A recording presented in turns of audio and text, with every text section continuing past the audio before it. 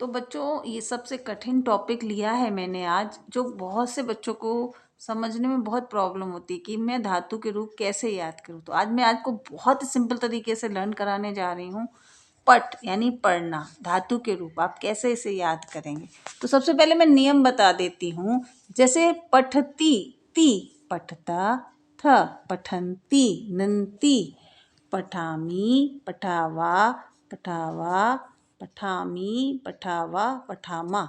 आपने जिस तरीके से इसको याद किया, प्रथम पुरुष का एक वचन और मध्यम पुरुष का एक वचन, उत्तम पुरुष का एक वचन, इसी तरीके से मैं आपको दूसरा एग्जाम्पल देती हूँ। जैसे ये पट का पढ़ना है, दूसरा यहाँ पर आप देखेंगे हंस यानी हंसना।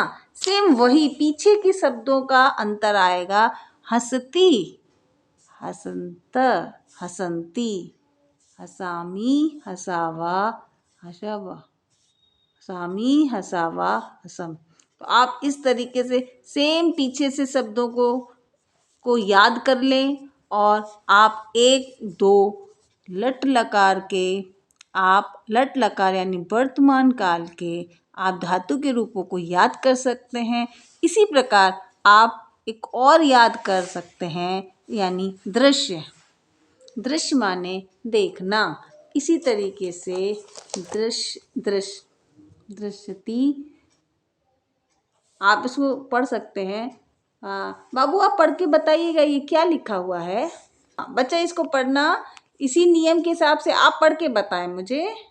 पश्यति, पश्यतः, पश्यन्ति, पश्यन्ति, नेक्स्ट पश्यसि, पश्यसि, पश्यस्थ, हाँ, पशस्त, पशास, इसको पढ़ो।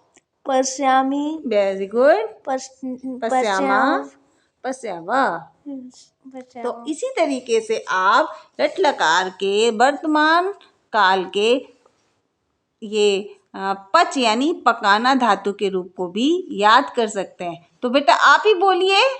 पचती, पचती, पचन्तः, पचतः, पचता, पवन्ति, पचन्ति, पचन्ति, हाँ, और पचसि, पचामी, पचामा, पचावा, और ये है पचामी, पचावा, पचामा।